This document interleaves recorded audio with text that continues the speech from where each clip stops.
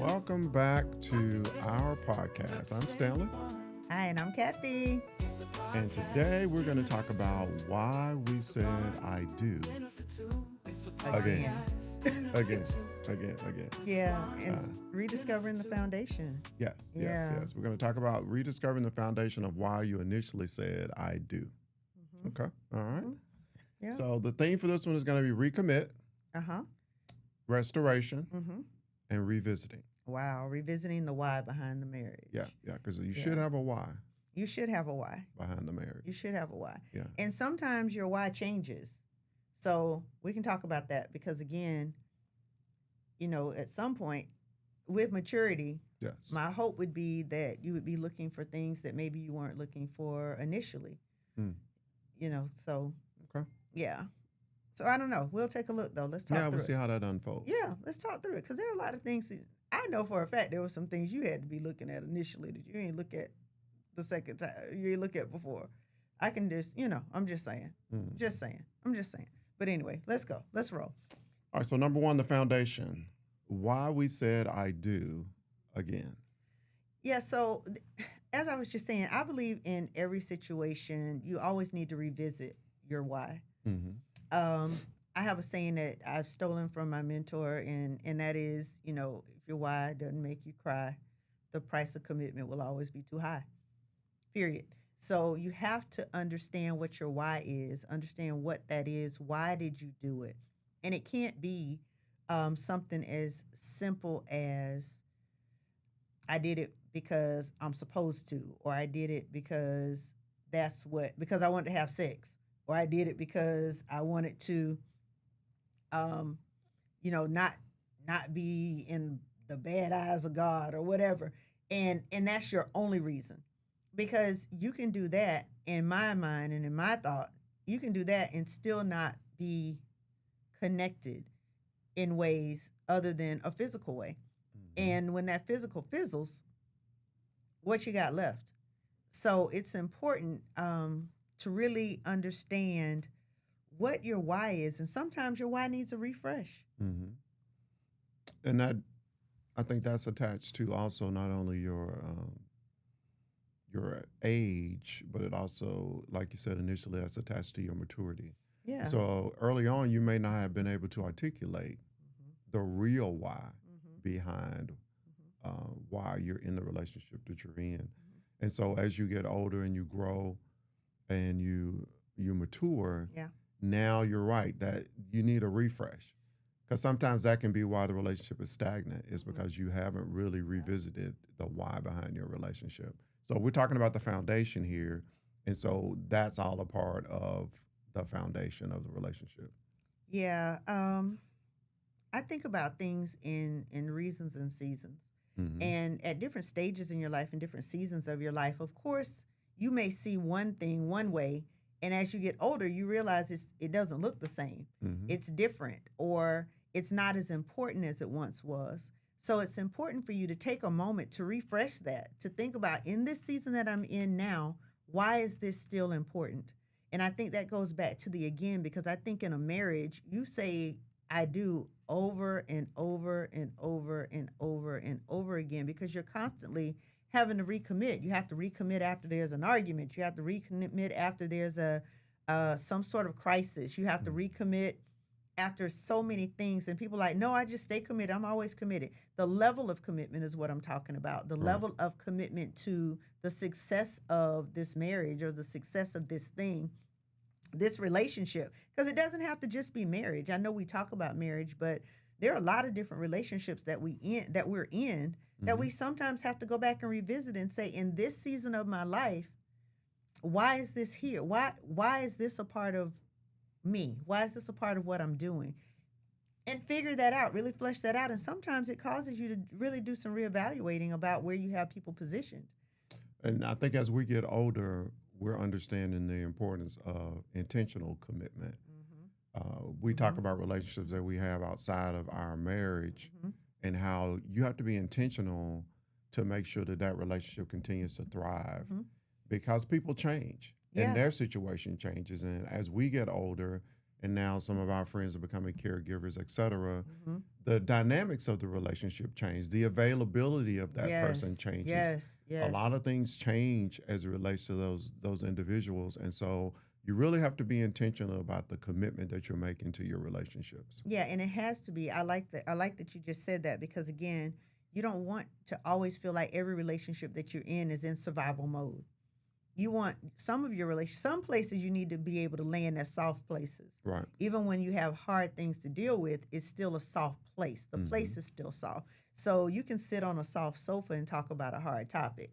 So the key is to always understand what the purpose is in that season. What is your reason in that season?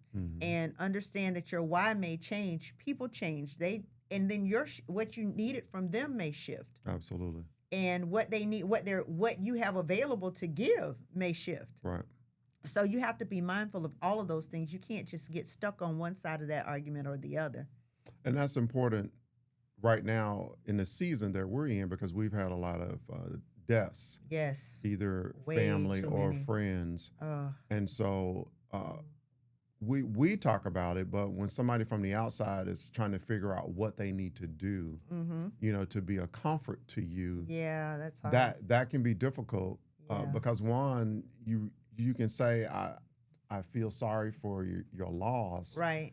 But I really can't relate to that because depending on their age, they may not have experienced the number of losses or the kinds of losses that you're having, mothers, fathers, etc. So you really do have to be intentional about the commitments you're making to your relationship because they all are different and you need to manage all of them differently. Yeah, I like the conversation too that you were just starting to jump into when you're talking about just kind of how people show up with you in these seasons. And when we're talking about rediscovering the foundation, you have to have had a foundation. Right. For you to be able to stand on. I had a very interesting conversation with one of my best friends, like literally one of my very best friends. And it was one of those conversations that was a tough conversation because we were trying to figure out, I was trying to figure out, not we, because she figured it out. She figured out something was wrong with me. I was going through something and something. I was actually acting real crazy, and I was. So I get it. But I think what we were able to do is go back, and I remember her words when she said, I had to remember that you were going through so much hurt and so much death and disappointment during that time that I had to remember this isn't my friend. This is my friend going through something. This is not my friend. And when she said that, we both started crying because she was like, I felt my friend hurting and I wanted to help, but I didn't know how to actually help. So she had to go back to the foundation of our relationship to find comfort because I wasn't very comforting in that space. I'd had major losses back to back, and it was impactful. Right. And I could not feel what I was feeling. So as much as I am in control of my feelings and as much as I like to manage them, sometimes they manifest themselves in ways that if you don't have a solid foundation, it can definitely expose a shallow relationship. Right. But that was, and that speaks to that friend's character because they were intentional about still being committed. Yes. Although, once again, you weren't your normal self. And then at that point, they really didn't know what to do. Yeah. But they were committed enough to the relationship to stick and stay. Yeah. Because you had a solid foundation from the beginning. Yeah. And it's the same in any relationship. Sometimes you're going to ride storms. There are going to be waves. We don't always agree. Right. We think totally differently about a lot of things. Right. He's on one, when I tell you I was going to say north and south, but that's like the wrong direction because I was headed like this. So yeah, so we're going to not do that. I'm going to just say he's on one end of the spectrum and I'm on the other end of the spectrum. And we have to realize that we are two very different people who have had very different life experiences. And when we walk into any situation, all of that stuff is a part of what we're doing. It's a part of who we are. It's a part of who we've become, even because a lot of things that have happened to us in the past, we put up walls and bridges. Right. So now it's really that old hurt is still living itself out in today because of the way that you're coping. So when we start to think about things being foundational, we have to have a strong enough foundation for it to ride those waves. Mm-hmm. And we can always come back to your why. Yes. And always come back to what you're standing on. And if you're standing on something solid, then it can weather a few storms. And that's super important when you talk about the why once again in relationships, because in that friendship that you were just talking about, if the why was because of what you provided and then you couldn't provide it, that was a great opportunity for them to exit stage left in that relationship. Right. Which for you would have been a red flag, which goes back to the last one that we talked about. Right. Yeah, true. Good but stuff. I think what really came out of that is there was another level of friendship that was developed. Yeah. Because one, she didn't exit. Right. She stuck. Right. And then she understood the importance of commitment.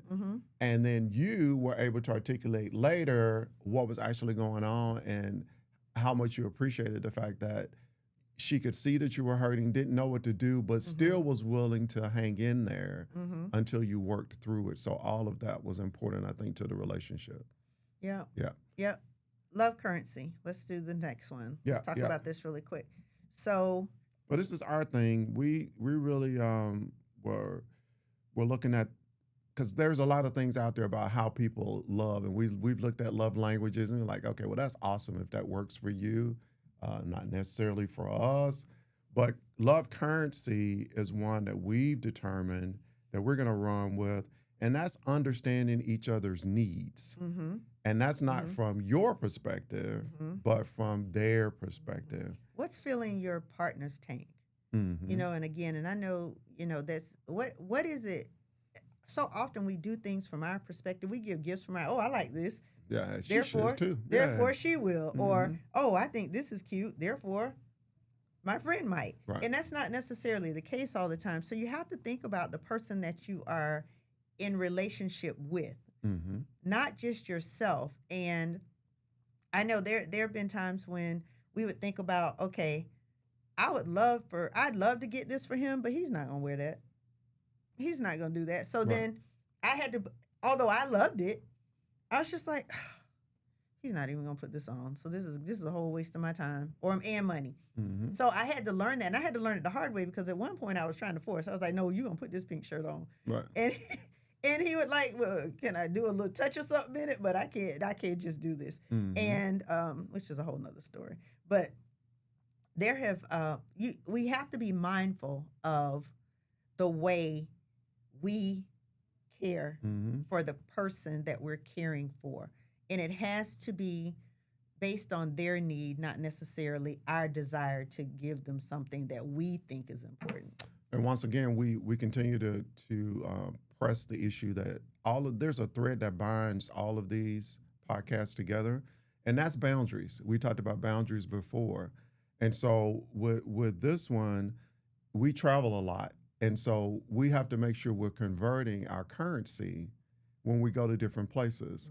And so you can show up with US dollars, but if we're in Spain or the Dominican, Japan. So I mean, they're going to need for you to convert to the currency that's going to be acceptable there. Right. And so that's what we want you to think about in a relationship. Make sure that you're utilizing the currency that's going to be acceptable in that relationship. And I'll say sometimes too, and it just came out of that analogy that you used, which was great. But when we think about that too, sometimes you'll go to places that they'll accept your U.S. currency, but then you don't know what is converting.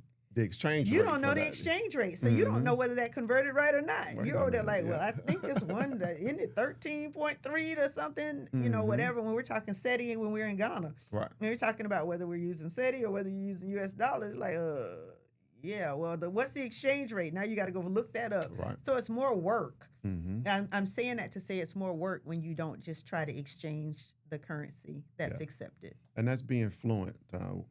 One of the points also that was learn each other's currency and then be fluent in it. Yeah. Yes. Like a language. Yes. Because that is it. That is it. You need to be able to speak what they give. He is an act of service guy. He loves acts of service. and he would do. He would do. He will do. He'll do all day long. And I'm like, yeah. And he's like, but I did this, and this. I'm like, yeah, I don't really care about that. I just really don't. That didn't do anything for me.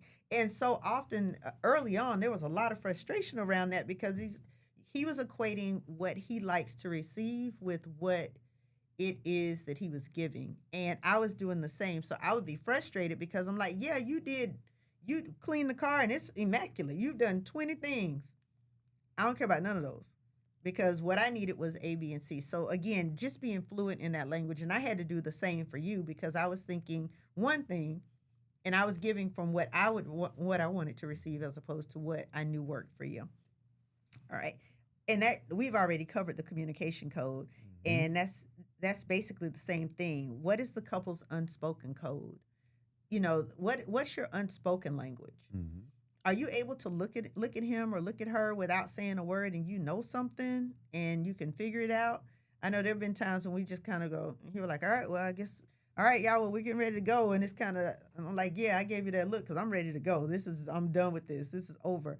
Or vice versa. And I go like, okay, well, it's been real. Mm-hmm. And it's time for us to go do something different. Or I'll notice he's greedy. He likes to eat. So I'll think about things like, okay, he didn't eat before we got here and we didn't do this. And now we're sitting here and now I'm having this person wants to have a 2-hour conversation and I know his stomach's growling. Let me just go ahead and end this conversation and say, girl, call me in the car. We're getting ready I'm leaving church now. Call me in the car because let me go make sure he gets some food on his stomach because I know that matters.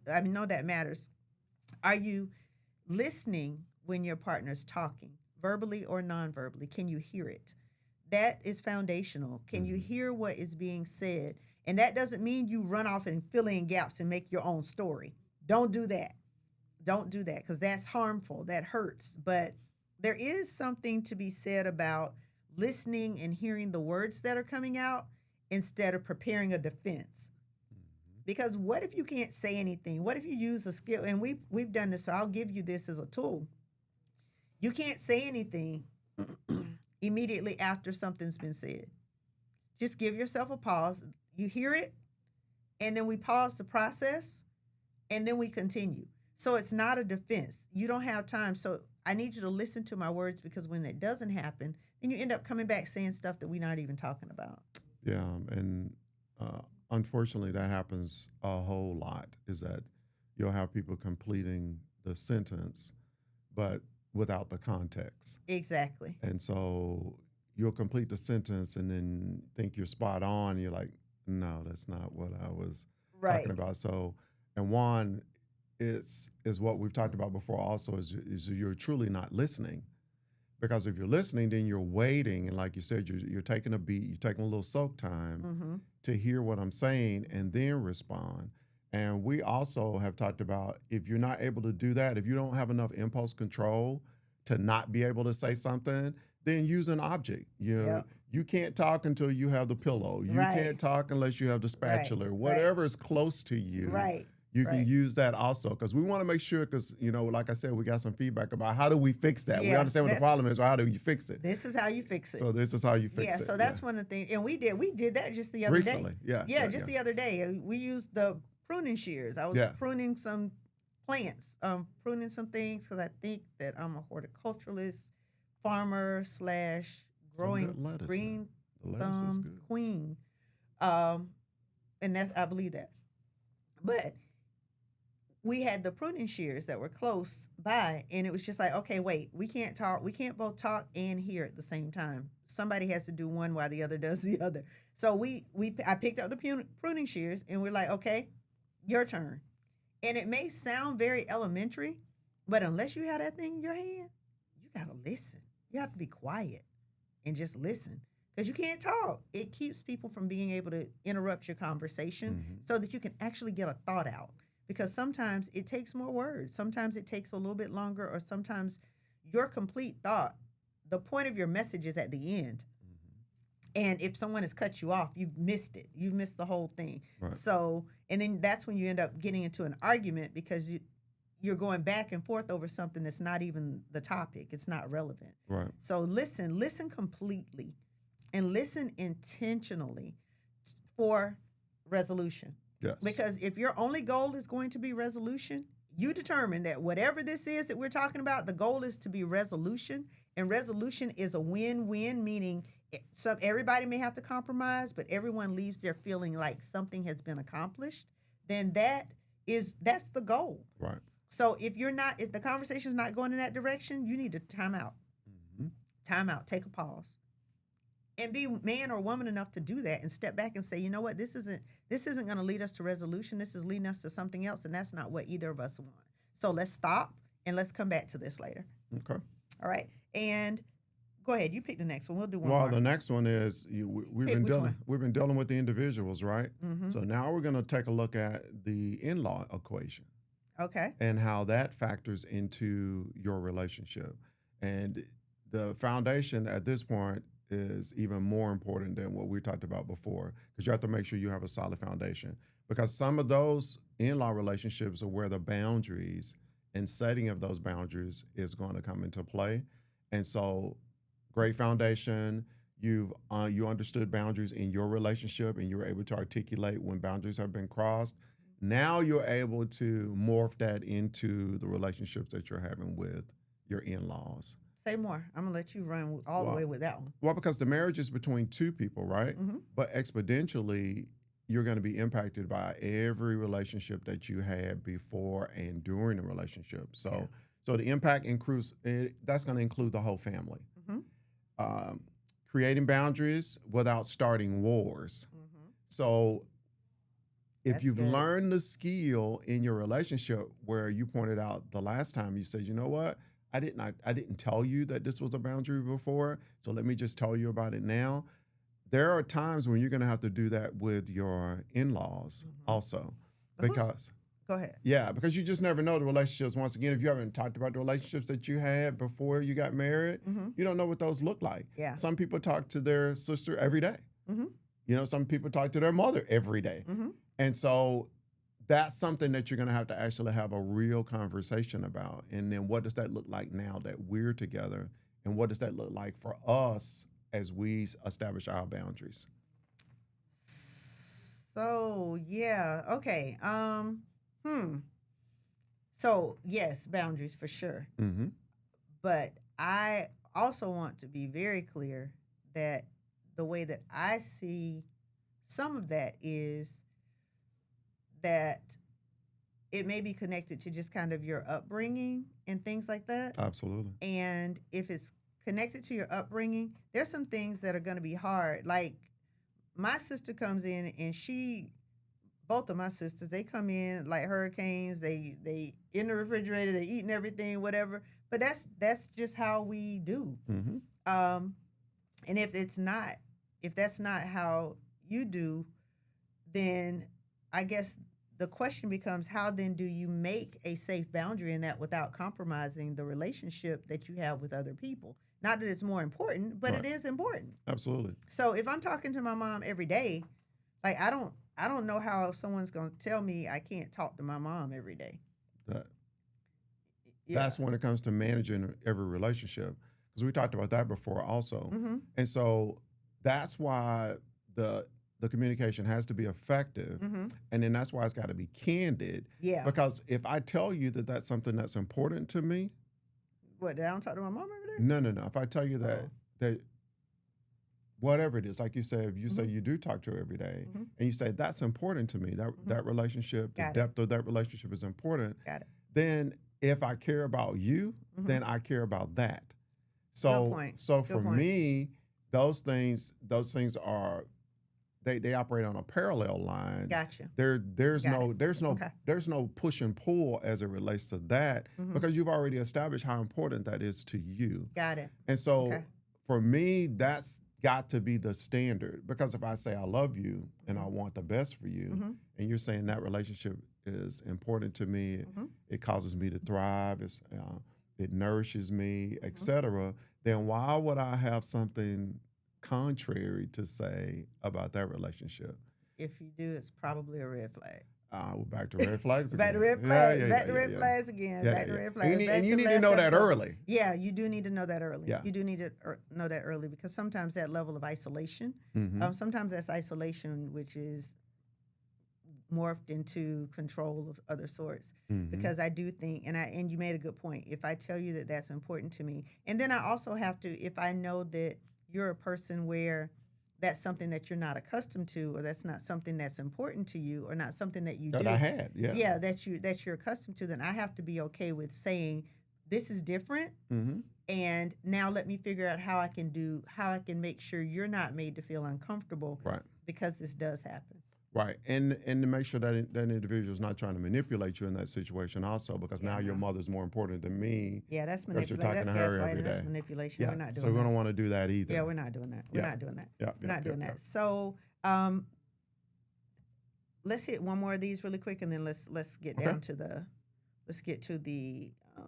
I love an acronym and some alliteration. So an acronym and some alliteration is coming. All right. So you want to which of those other ones do you think is important? Well, probably dreams, goals, and shared visions at this point. Shifting from me to we. Ooh. Yeah, shifting from me to we. And that's going to vary depending on when your relationship got started. If you got started when you were 17, 18 years old, maybe you never established a me. And so the we might be a little bit easier. If you got married when you were 30 or 40 years old and you had a life before that, the relationship shift from me to we might be a little bit more difficult. But it goes back to making the commitment to making it happen is the determining factor here. So do you have a shared future or two people living side by side? Yeah, and I think there was a point in our relationship where I used to say all the time, you're single. You're a single person in a marriage, in a relationship. And it wasn't you're single as in you're doing something wrong. You just did it by yourself or on your own. There was problems with there being a meshing of a we. And for me, but then hold up now, let's be clear. I was the same way. So I don't want to say it was you, because I was the same way. There were a lot of things that I was accustomed to just doing and being independent in those spaces. And it took some vulnerability on both of our parts, I think, to lay down some of that, to start building a we. Right. And it wasn't that we weren't together. It was just, it's easier for me just to do me, you do you. And then we come together in some space called a house, in some entity called a relationship. And we live as two separate individuals. Mm-hmm. And for some people that may work, but I'm going to challenge everybody to find the we. Like, what is your shared vision? What is your shared focus? What is your shared goal? What is your shared dream? And I do think that there's a need for there to always be somebody leading that direction, or providing that direction, or creating a space for conversation so that we can establish that, and then take it and let's go with it. Let's go down that road. Right. And often, I think about how much, I'll use something simple. Like, when communication was not as clear as it should have been with us, we would leave church or leave somewhere or whatever, and we both come home with 2 loaves of bread. It's just 2 of us in the house. We don't need 4 loaves of bread. But you went to the store and got bread. I went to the store and got bread. And this is very simple. It really is. But it was something that points out the need for communication in a way that allows you to understand what your shared goal is. If you're going to the store, then just get bread. I don't need to go to the store. We've run into each other in the store before. I'm like, you here? I didn't know you were coming here. And until we started communicating differently, then I didn't think it was important. I just figured I'll run and get something. You thought you'll run and get something. And then we end up in the same store with a basket of the same stuff, which made no sense. So, that seems very simple, but I think that was a good example of showing when you have communication and how important that communication is in your goal setting and in looking at your shared vision, your shared understanding of where we're going as a couple and as a unit. Right, because then at that point, you're not really utilizing your resources to the best of your ability. And so that's super important in a relationship. One of the books that we've read also says you need to have enthusiastic agreement about whatever it is that you're doing. Yeah. Because if you don't have buy-in, and you do want buy-in from your partner and the person that you're sharing this life with. So those things are definitely important. So rebuilding your foundation, what can you do? Reconnecting with intention. So let's run through these really quick so we can let these folks go. Okay. The first one is, the acronym is REAL.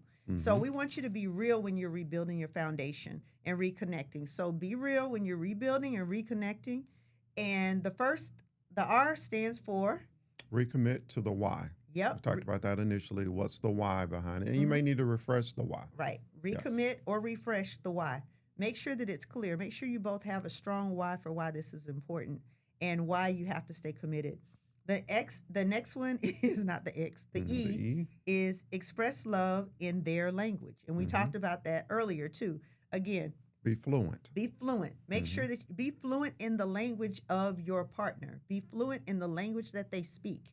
And what that means is, again, giving based on what they need, not based on what you think they want. Right. The A.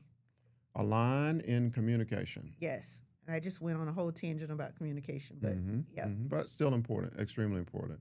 And then lastly, lead with forgiveness. Lead with forgiveness. We really didn't touch on forgiveness, but we will. We will get deeper into forgiveness. But that's going to be what nourishes the relationship. You said forgiveness is what causes a relationship to be eternal. Yeah. Yeah. Because here's the thing. Nobody's perfect. And nobody is going to be perfect all the time. But we shouldn't have anybody on the treadmill to perfection. Like, life doesn't happen and people don't make mistakes. They do. And they may say something wrong. They may feel something. And all those things are very real. And we can't say, oh, now you're not. Don't do that. Forgive fast. Forgive fast and forgive furiously. And make sure that people understand that there's grace in their flaws. And things can happen and people can be flawed and people cannot always do things right. And it's okay. Right. It's okay. Now, again, there must be accountability because I'm a big accountability person. You got to own that thing and you got to work on fixing it because I'm not going to just be your punching bag, which is actually one of the things my friend told me. I was her punching bag. I mean, she was my punching bag for a minute, which hurt my feelings. But I'm so sorry. I'm better now. But make it real. Not perfect, but rooted, evolving, aligned, and loving. Remember, always make it real. Make it real. Marriage without vision is just cohabitation with a ring. You can't live in the same house with different blueprints. The blueprint has to be the same. And you didn't say I do to war. So you shouldn't always be battling your teammate. Okay. Wow, that's a lot. Yeah. All right. Let's get this challenge real quick. All right.